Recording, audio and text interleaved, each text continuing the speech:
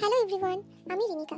আর এই ভিডিওটা অনেক আগের, মানে দুর্গাপুজোর আগে। আর আমি এতটাই কুড়ে যে ভিডিওটা এডিট করতে করতে সেপ্টেম্বর পেরিয়ে নভেম্বরও শেষ হয়ে গেল। তো যাই হোক, ভিডিওটা শুরু করা যাক। স্টার্ট হাই করে দাও টাটা। তো সকাল সকাল আমরা বেরিয়ে পড়ছিলাম আমাদের প্রোগ্রামে যাওয়ার জন্য। আর সেপ্টেম্বরের 13, 14 পরপর দুদিন আমাদের প্রোগ্রাম ছিল, তাই আমার কপালে আবির লেগেছিল। তো কেউ ভাববেন না যে আমার বিয়ে হয়ে গেছে।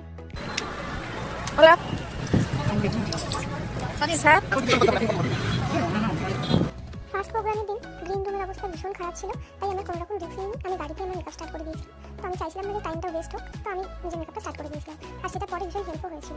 আর এখানে সঙ্গীতটা পাগলের মতো বলছিল। মেকআপ করতে করতে যাচ্ছি, আপনারা দেখতে থাকুন আমার মেকআপ। আমি কীরকম মেকআপ করছি, আমি এখন আইটা করে নিচ্ছি, তারপর আমি ফেসটা কমপ্লিট করবো। তো আমরা প্রায় এসে গিয়েছিলাম, তাই এখানে অন্তর নিজের মেকআপটা স্টার্ট করে দিয়েছিল। আর এখানে শিউলিয়া সর্ভিসের অবস্থা ভীষণ খারাপ হয়ে গিয়েছিল। তো যাই হোক, আমরা পৌঁছে গিয়েছিলাম আমাদের হলে। আর হলটা ছিল কলকাতা ইউনিভার্সিটি ইনস্টিটিউট হল। আর আমরা হলে গিয়ে গ্রিন রুমটা খুঁজছিলাম, তখন ছিল হলটা পুরোটাই ফাঁকা, আর গ্রিন রুম ছিল হলের পিছন দিকে। তো ফাইনালি আমরা গ্রিন রুম পেয়ে যাই। এখানে অনেক গ্রিন রুম ছিল, আর গ্রিন রুমগুলো ছিল দারুণ। হাই হাই করো, হাই করো, হাই হাই বসুন আমাদের হাই কর। 4 দিন ধরে খাবি এখানে থেকে। আর এখানে ছিল আমাদের লাঞ্চ, যেটা বানিয়ে দিয়েছিল শিউলির মা, আমাদের মিনু কাকিমা।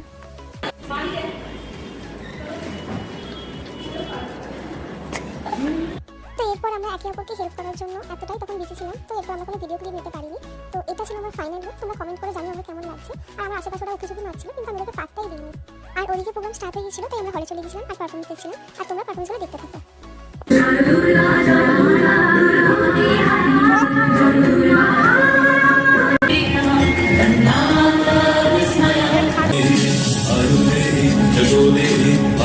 তো এটা ছিল আমাদের পারফরমেন্স। তোমরা কমেন্ট করে জানিও এটা